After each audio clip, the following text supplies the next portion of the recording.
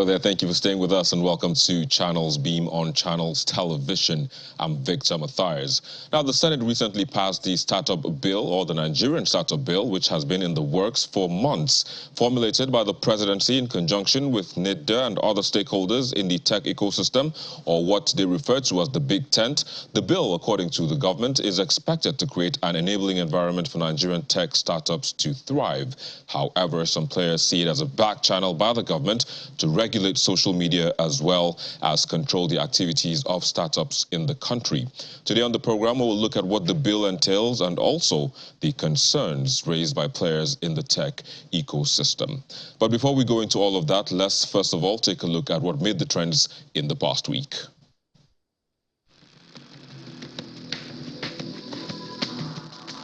The unveiling of the vice presidential candidate of the APC was overshadowed by criticism that followed the parade of bishops alleged to have been hired to show support for the Muslim ticket of the ruling party. The clerics have since debunked the rumor that they were paid and said they never claimed to have represented the Christian Association of Nigeria.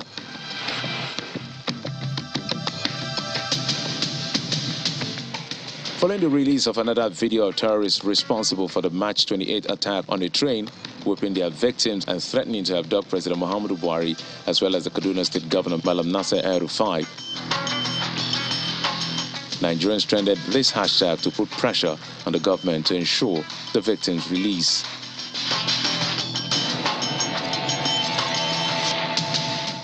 Nigerians wasted no time to shower encomium on Tobi Amusan after she became the first Nigerian athlete to win a World Athletics Championship gold as she blazed to victory in the women's 100 meters hurdles in Eugene, Oregon.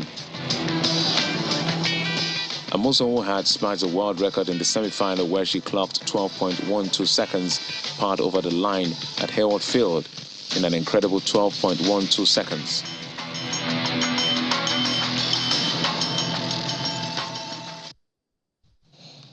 Well, there you go. Those were the trends, the mixed feelings for Nigerians. They wept for those who have been flogged and also congratulated heavily. Tobi, including the president himself, has also congratulated her.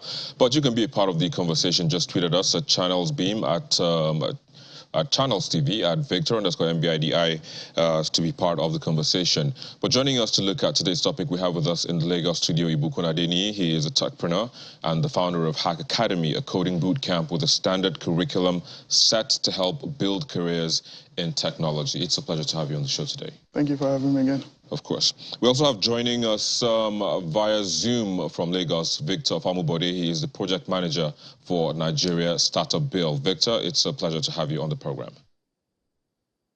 All right. Thank you very much, Victor. It's actually a pleasure to be here. Of course, it's a pleasure to have you again.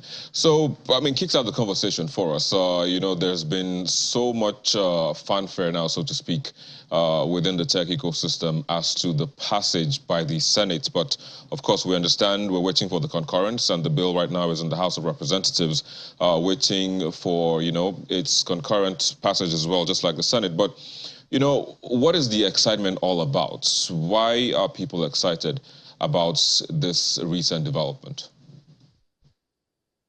Okay, all right, thank you very much, Victor. So basically, when you look at the Nigeria Startup Bill, it's actually like the best legislation for the technology-enabled ecosystem. And if you look at, you know, at a broader context in which, you know, some of the youths that are actually very excited. I mean, when the Senate passed the bill, I got messages from different people, you know, looking forward to ensuring that this bill can actually make, you know, meaningful impact. And why is it, you know, the best legislation? So you look at how, you know, we've come about, you know, creating this bill, which is one that looks at a partnership between the government and the private sector. And like you mentioned earlier, it's the Big Tent approach that we've used as the umbrella term that signifies, you know, engagement, engagement, participation, and collaboration. And this has been like our mantra for every stage that we've gotten to with respect to the milestone that we've been able to, achieve as we've, gone forward with this bill. Yeah. So for us, it means that there is a lot of impact that this bill is, when it is successfully, implemented, and other steps that needs to be taken to ensure that, this bill becomes a success. We know for sure, and we're positive that this is going to, create the level of impact that we want it to create. Mm-hmm. And we know that as much as possible, there's a lot of engagement and collaboration that is also going to be needed at every stage, even when this bill will soon become, when the bill, becomes an act. Okay, let me hold you there for a bit. Let me quickly bring Ibukun into the conversation. I mean, he says this is going to bring, he says, quote him said it's the best legislation ever, and it's going to be, again, quotes, impactful, in the tech ecosystem. But, I mean, what's your view? What's your take after reading, the bill, so to speak? So the bill is indeed a very, very powerful bill. But like anything that is powerful, it can either be good or bad. It depends on who is the Minister of Communication at the time and what the bill is going to be used for. It's a very, very broad bill that would help the administration deal directly with small tech companies, which are like disruptors. It can be good because it has the potential to open tech companies into new markets, right? With how they're meant, the commission is meant to interface between startups and government MDAs and parastatals. So that's a possibility. But judging by the antecedents of this current administration, I don't know if there's much to be hopeful for, because if you look at the antecedents, how things have gone, is likely that the bill may encourage more MDAs to create more red tapes, more licenses, and that bill will make it very easy and more effective to be able to target people that maybe there have been challenges targeting in the past in terms of like licenses and regulations. So it depends. So the major problem I have is looking at judging the current administration. Every policy, every direction that the current administration has moved towards has been increasing the size of government, increasing regulations and things like so. That's where I feel the bill is going to be most useful for the administration. But if we have the honest administration that really wants to focus on encouraging startups and creating jobs, which is a lot of work, that bill provides the basis to be able to execute that. So it really depends on the people in government and what they're going to use it for. All right. Let me bring you back into the conversation now, Victor. Speaking about now expanding the size of governance. Some argue that the bill is still carrying out some of the functions of some already existing what would I call it now, MDAs or thereabout, like SMEDAN, NITC, and all of that, which they believe could just have been expanded, instead of creating something all over from the scratch. But how do you see that? I mean, how do you see that working? Do you think this is addressing something different that couldn't have been added to those existing MDAs? Okay, so as it stands, when you look at the bill, there is no MDA that is being created. What you have there is a council, and that council is made up of both, policymakers and the private sector, and also, the civil society organizations. And beyond that, there is actually what you call the consultative forum, which is going to serve as, like a check and balance on, some of the powers that the key actors within this council is going to exhibit. So when you look at it in a broad scheme of things, the bill is one that brings everybody together. And that's how we should firstly look at it. And also, in terms of, the other parts that looks at maybe we're trying to expand beyond what is already existing, a key consideration behind what we actually did was the fact that for the legislative framework, we considered this existing law, right? We looked at Smedan Act, we looked at some other existing laws that we think can actually cut across, what the startup bill, is aiming to achieve. So we looked at that. We also did an assessment of that. We tried to identify areas where there might be overlap. And in terms of the team that put this together, what we did was to ensure that we carried everyone along within the ecosystem. So it means that bringing everybody together, getting the technical and even non-technical input on what this bill should look like, and other parts that is very essential to this bill. Also, we had to also examine areas that will require impact. So when you look at the framework in which we've come up, we've developed this bill, you would see that it actually harmonizes existing laws. And for a business that is just starting, a major challenge is having to, develop or having to interact with certain regulations that are scattered across different parts. But this makes it much easier for any business that needs to start. For instance, maybe at a seed stage or maybe at an early stage. Yeah. All you need to do is, when it becomes an act, you can go through the bill, look at, areas go through the law, look at areas where you think that you would require some certain regulatory interventions. For instance, you have the startup engagement, portal, which is actually a very vital tool for, increased collaboration and, visibility on how you can interact with government. So There's a host of, opportunities and all that also exist. And I think by and large, it requires a lot of engagement and collaboration, especially at the implementation phase. And even when we're, the state adoption of the bill, which is currently, some of the things that we're. Victor, let me hold you. I'm going to come to you on on state adoption, which, because I mean, it's also pretty much very key for that to happen. But just hold it for a bit.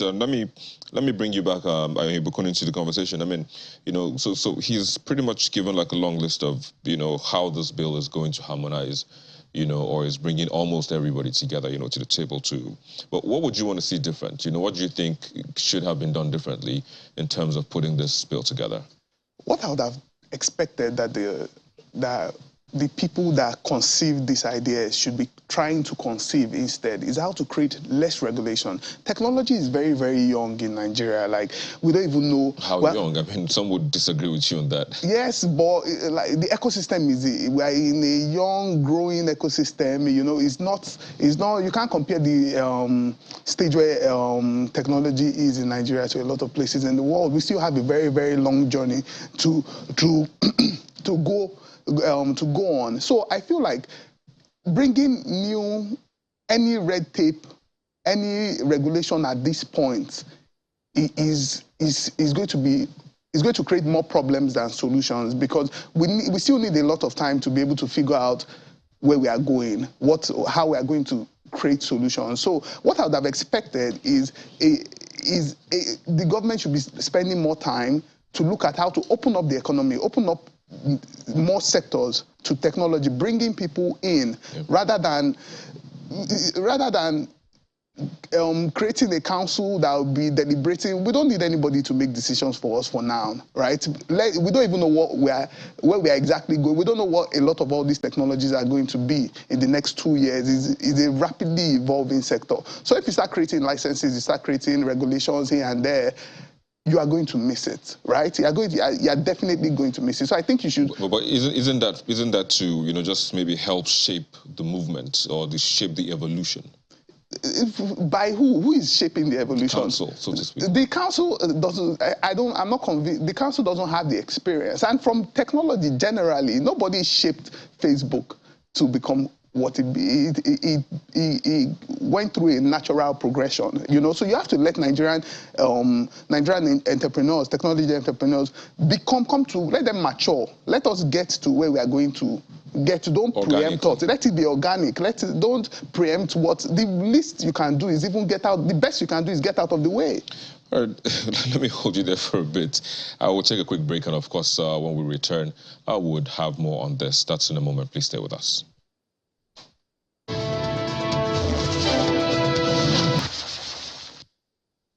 Thank you for staying with us. We still have with us our panelists. One is right here with me in the Lagos studio, and the other is joining us via Zoom.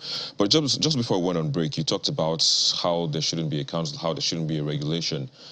Speaking of, is there any sector in Nigeria that has blossomed or boomed without some form of guidance, be it a council or a regulatory body that you can, that comes to mind quickly? I mean, comes to mind when you're speaking about this kind of thing quickly as we wind down this conversation. Every sector that is booming in Nigeria, the more boom, you'll notice that there's less government. Imagine in the early days of the entertainment industry when Two-Face and co were coming up. Imagine if the president said, this Two-Face, they are going to America, they are shooting videos. Okay, let's create a council where we can know what they are doing, we can regulate them. Then in the council, one day they decide that, no, these people are spending too much dollars shooting videos outside the country. Let's make them not be able to, let's create a license that you have to be able to shoot video here. Would the entertainment industry be where it is today? But because there was no council to regulate them, they've been able to grow and they are competing at the world stage. Tech is young. If you come and you start looking, tomorrow you will see something, we've already seen what has happened in the past with cryptocurrency and so many things like that. Are we going to get more of that? Are we going to get more regulation? Where are we going? Well, that's a question that I'm going to be, forwarding over to Victor, who's joining us via Zoom. Victor, Ibukun is raising concerns as to, how we can reduce regulations and all of that. How does that work? Especially looking at the fact that not too long ago we had the NIDA code of practice. So how do they, coexist? The NIDA code of practice, the startup bill, to achieve the desired results quickly. Okay, so I think one thing we need to do is to separate both. The code of practice is totally different from the Nigeria Startup Bill. And to answer Ibuku's question about, the Nigeria Startup Bill, when you look at the document, when you pick the document, one thing that, hits you is the fact that it is pro-growth. And what I mean about that is it actually is designed to spur growth and innovation and not to, hamper growth and innovation. And I get the concern where you're talking about the fact that it can serve as, a blocker. And I would not want us to think in that form, because when you look at even in developed economies, which we always try to, reference, you will see that there is always a deliberate intention and there's a deliberate plan that comes in the form of a law or a policy that helps to drive the level of growth that is needed. A case, for example, is that of India. Today we talk about India startup ecosystem, the growth that it's been able to, achieve over the years, where we are looking at, India, creating about 50 or more, unicorns yearly. That was deliberate efforts by governments coming together with the private sector to ensure that we can drive the level of growth that we need. So I think one thing that, I was just going to say that, we pretty much, have unicorns as it stands right now in Nigerian that have come up, without us having the NSB and, stuff like that. But, I wish we could go on and on, but we're out of time, and I'd have to say this is a good point, to hold the conversation. Victor, thank you for joining us on the show. Victor Famobode, you are the project manager at the Nigerian Startup Bill. All right. Thank you very much, Victor, and thank you, Ibuku. It's a pleasure to be. Sure. Thanks as well to you, Ibukun, for joining us on the show today. You're the founder of Hack Academy. Thanks as well. Thanks for having me. Of course. Well, earlier I had an interview with the CEO of Techstars, a global tech startup accelerator and investor who was in the country in the past week, and this is what she had to say about the prospects of Nigeria's tech ecosystem. Let me start by asking you how you would rate Nigeria's startup and tech ecosystem. Exciting, promising, Lots of really interesting ideas. I know that the country talks a lot about fintech and the innovation that is happening in the financial industry. This is absolutely true. I can tell you this is not everything. There is some pretty amazing things that I can see in health tech.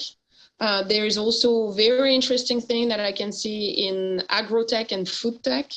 I've also seen a couple of young entrepreneurs doing interesting startups around educational tech. And so to me, there's just this ecosystem that is becoming more and more and more robust, with more people, young and less young, who suddenly think, oh, wait a minute, I could also be a tech entrepreneur, and let me go and talk to Techstars. Maybe they can help me do that. And that to me is amazing. We come here as guests. We come here to say, hey, we have a knowledge. We've been running this kind of investment structure for a really long time in dozens of countries. We think you have a great ecosystem. How can we contribute? How can we bring with us the mentors, the 20,000 investors who have invested in Techstars portfolio companies at one point or another, and plug them into the already existing ecosystem to make it even more robust and even more vibrant. That's what we do. We connect people at scale, and we believe that the more connections they are in an ecosystem, the more likely that ecosystem is going to create the next unicorns of tomorrow. You've invested in some Nigerian startups, but what do you look out for, before investing in such a startup? So, and I have to say, we've been very lucky. Our Nigerian entrepreneurs' investment have done very, very, very well, which is also why we're absolutely looking forward to invest in more Nigerian entrepreneurs. So, the way we do investment is through our accelerator programs. So these are, think about it like bootcamp for entrepreneurs. And so if you're an entrepreneur, you go onto our website, you will see all the accelerators that we run all around the world, and you can apply to any of them, including the Lagos accelerator. And you have to fill up a form. So we'll look at your application that is going to talk about your team, the markets you're trying to address, what specifically, why is what you're working on is different than what exists in the market? Like, what is it that is so special about your company? Do you have even some kind of minimum viable product, something that we can test? Do you have any beginning of a revenue? Like, what makes your startup special and different? If you pass that, basically, we will give you $120,000, have you go through this bootcamp for entrepreneurs, and then provide services and support even after you graduate from the accelerator, even after you got our investment. We're very, very well known for that. And you will also have access to our alumni group. This is 7,000 people, including quite a few Nigerians. As well as the mentor. Techstars has a lot of mentors, about 7,000 as well, which come from all around the world and all around all kind of industries. And so for us, we want to find entrepreneurs who have this great idea into a big market and have demonstrated an ability to be resilient, hardworking, innovative. And as far as I can tell, having been in Nigeria for a few days for the first time in my life, Nigeria has plenty of people like that. So, I mean, pretty much we've had instances where unfavorable policies by government or mismanagement by founders, puts these startups in a position where they don't scale and don't make profits to repay the investment that people like you make. So what measures are you putting in place to ensure that this doesn't happen? Part of the reason why we run these accelerators, this bootcamp program, is precisely to address that. And it's not specific to Nigeria. Most of the entrepreneurs we invest in have never built a company before. They do not have what I call the entrepreneurial muscle to run a company from the get-go. And so the reason why they go through these 3 months education is to make sure that they know how to manage money. They know how to run financials. Like, do they know what a cash flow balance sheet P&L is? Do they know how to recruit people? Do they know how to compensate people? Do they have an idea about how to do what we call OKR and KPI, so basically key performance indicators and dashboards throughout the company, so that they know at any point in time what's going on in their business, et cetera, et cetera, et cetera. So we really take them from where they are, and that can vary. Some of them have a little more experience than others. But we take them from where they are, and by the end of the program, they are at a stage where we believe they have the toolbox, not just the money, because the money is important. But if you don't have the toolbox to use it properly, then you're going to be in trouble. And then the second thing that we do is we put them in touch with alumni and mentors who are going to be in the future sounding boards for them, to make the same mistakes that others have done. I believe at Techstars that no one succeeds alone, and that the right way for an entrepreneur to succeed is to be surrounded by people who want them to be successful. And so that's for the second part of the question. Regarding government regulation, that is to a large extent why we decided to partner with ARM, because we believe that as a Nigerian company that has worked in the financial industry for a really long time, that has a very established and strong track record, including of partnership with the government around regulation, they would be able to not just help us, but more importantly, to help the portfolio companies that we are going to invest in together, to help them navigate what is always, not just in Nigeria, what is always a pretty difficult pain point for a lot of entrepreneurs. Like a lot of them, they have no idea how government works. They don't know who to go and talk to. And again, it's not just specific to Nigeria. We invest all around the world. I can tell you, I've been having this conversation with a lot of countries. Mael Gave, the CEO of Techstars. That was an earlier interview conducted over the course of last week. But that's where we'd also wrap it up on the show today. Thank you so very much for watching. I'm Victor Matthias. Bye for now.